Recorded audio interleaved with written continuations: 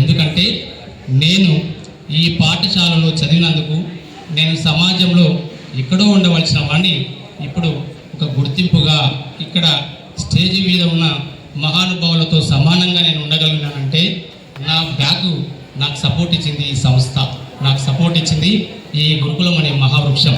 మనకు 6th క్లాస్లో ఒక లెసన్ ఉంటుంది, హ్యాబిటెట్ అని. Tree is one of the habitat. ఇది ఒక మహాకని, మహావృక్షం. అందరినీ అక్కున చేర్చుకుని నేనున్నాను, నీకు ఒకటే, నువ్వు చదువుకోవాలి, నేను నీకు కావాల్సినవి ఇస్తానని చెప్పే ఒకే ఒక గురుకులం మన సాంఘిక సంక్షేమ గురుకుల పాఠశాల, గురుకుల సంస్థ. కాబట్టి నేను ఇక్కడ ఉన్న అందరిలో కన్నా చాలా ఆనందంగా ఫీల్ అవుతాను. ప్రతిరోజు అనుకుంటాను, మా ఇంట్లో కూడా చెప్తాను, నేను చిన్నప్పుడు చదువుకున్న పాఠశాలలోనే నేను ఈరోజు అదే పిల్లలకు సేవ చేసే అవకాశం నాకు భగవంతుడు కల్పించిండు. నేను మా స్టాఫ్లో అందరికన్నా ఎంత ఎక్కువ పని చేసినా కూడా నా సొసైటీకి తక్కువనే, నా జీవితాంతం రుణపడి ఉండాలి నా సొసైటీకి ప్రతిరోజు అనుకునే వ్యక్తుల్లో నేను ఒకడిని. నాకు విద్యాబుద్ధులు నేర్పిన నా గురుదేవులు ఎక్కడ ఉన్నా వాళ్ళు నాకన్నా ఎక్కువ సంవత్సరాలు ఆయురారోగ్యాలతో ఉండాలని ఆ భగవంతుని మనస్ఫూర్తిగా ప్రార్థిస్తూ, నాకు ఇప్పుడు మనకు జోనల్ ఆఫీసర్గా ఉన్న మేడం విద్యులత మేడం కూడా నాకు విద్యాబుద్ధులు నేర్పింది.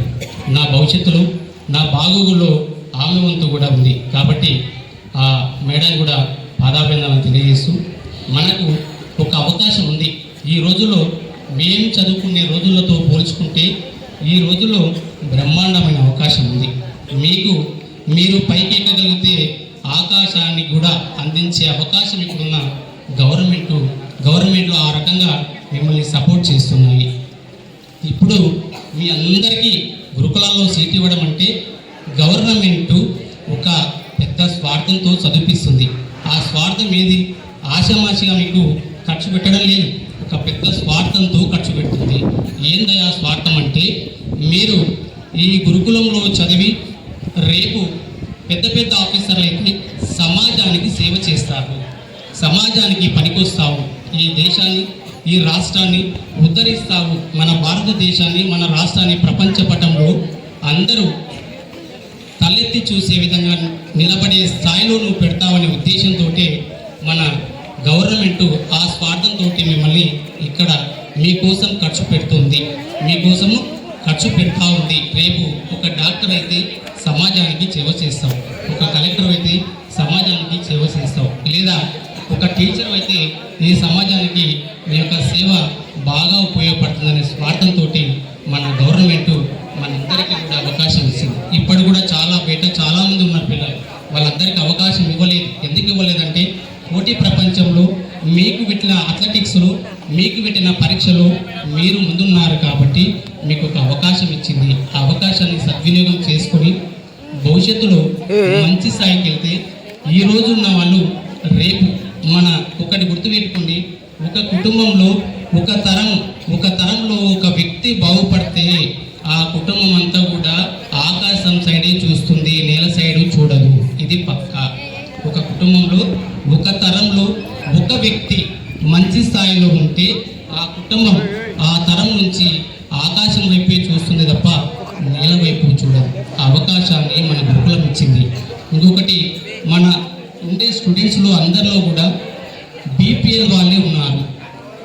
అమ్మ నాన్న ఏదో కష్టపడి కూలి పనులు తీసుకొని వాళ్ళు కూలి పని చేస్తేనే తప్ప పొట్టగడవని స్థాయిలో ఉన్న పేరెంట్స్ వాళ్ళ పిల్లలే ఉన్నారు ఇక్కడ. కాబట్టి మనం ఏదో అప్పటికాడికి ఆ క్షణిక ఆవేశంతో లేదా ఆనందంతో ఇదంతా కూడా మన ప్రాపర్టీ, ఎవరు అన్నా కాదన్నా ప్రతి వస్తువు కూడా మనది. ఇది నాది అని అనుకుంటేనే మీరు అన్నిటిని కూడా భద్రపడతారు. ఇది నాది కాదు అనుకుంటే డ్యామేజ్ చేస్తారు. అలా డ్యామేజ్ చేయకుండా ఈ ప్రాపర్టీ అంతా మనది అనుకొని అన్నిటినీ కూడా మంచిగా చూసుకొని ఇక్కడ ఉన్న రోజులు దీన్ని కాపాడుకొని మన బ్రదర్స్కి లేదా మన తమ్ముళ్ళకు, నాన్న నేను ఈ వస్తువు మనది నీకు అప్పచెప్తున్నా, నీవు మళ్ళీ నేను పోయిన తర్వాత మన బ్రదర్స్ కూడా అప్పచెప్పాలి అనే భావన, అనే సంకుచితం అనే జ్ఞానం ఉంటే ఈ ప్రాపర్టీని అంతా కూడా సక్రమంగా జాగ్రత్తగా కాపాడుకుంటాం. మనం ఏం చేస్తున్నాము, వాటర్ ఫిల్టర్ వస్తే మనం తాగితే సరిపోతుంది, మన ఇంకోనికి అవసరం లేదనుకుంటున్నాం. అది తప్పు. మనం ఎలా మంచి వాటర్ తాగామో మన ఇంట్లో ఉన్నవాడు కూడా అదే తాగాలి. అప్పుడే మన సమాజం అనేది ముందుకెళ్తుంది. అప్పుడే మన గురుకులం అనేది మంచి పేరు వస్తుంది. అప్పుడే మన గురుకులంలో మంచి పేరు వస్తుంది, మనకంటూ ఒక మంచి పేరు వస్తుంది. నేను చదువుకునే రోజుల్లో గురుకులం నుంచి హాలిడేస్ ఇంటికి వస్తే భయపడేవాడు, వాడు గురుకులం చదువుతున్నాడు, వాడు ఏం క్వశ్చన్లు ఆడుతాడో వాళ్ళ దగ్గరికి ఎందుకు పోదాం. ఇప్పుడు గురుకులం అంటే సార్లు నేను అక్కడికి వచ్చింది. ఎందుకు అలా అవుతున్నామంటే సమాజంలో ఈ సోషల్ మీడియా కూడా మనకు చాలా ప్రభావం చేస్తుంది. సోషల్ మీడియాకి దూరంగా ఉండి మన అమ్మ నాన్న కష్టాన్ని మనం రోజు మన కంటిలో కనిపించాలి. అలా కనిపిస్తే మనం కష్టపడే తత్వంతో మంచిగా చదువుకుంటాం. తర్వాత 10th class inter second year వాళ్ళకు సమాజంలో చాలా రకాల మనకు వేస్ ఉన్నాయి. ఎస్పెషల్లీ 10th క్లాస్ వాళ్ళు కెపాసిటీ ఉంది, బాగా చదువుతాం అనుకునే వాళ్ళు ఇంటర్ చేయొచ్చు. ఒకవేళ పరిస్థితి బాగాలేదు, వాడు రీచ్ కాలేకపోయాడు, ఐటీఐ ఉన్నాయి, ఇంకా ట్రెడిషనల్ కోర్సు చాలా ఉన్నాయి. ఐటీఐ చేసి కూడా మంచి స్థాయిలో ఎదిగే సిచ్యువేషన్ ఉంది. ప్రపంచంలో జనాభా పెరుగుతుంది, అందరికీ అవసరాలు ఎక్కువ ఉన్నాయి, ఎలక్ట్రిసిటీ అనేది చాలా అవసరం. అందులో ఐటీఐ చేస్తే మంచి ఉద్యోగాలతో అతి తొందరలో సెట్ అయ్యే అవకాశం ఎక్కువగా ఉంటుంది.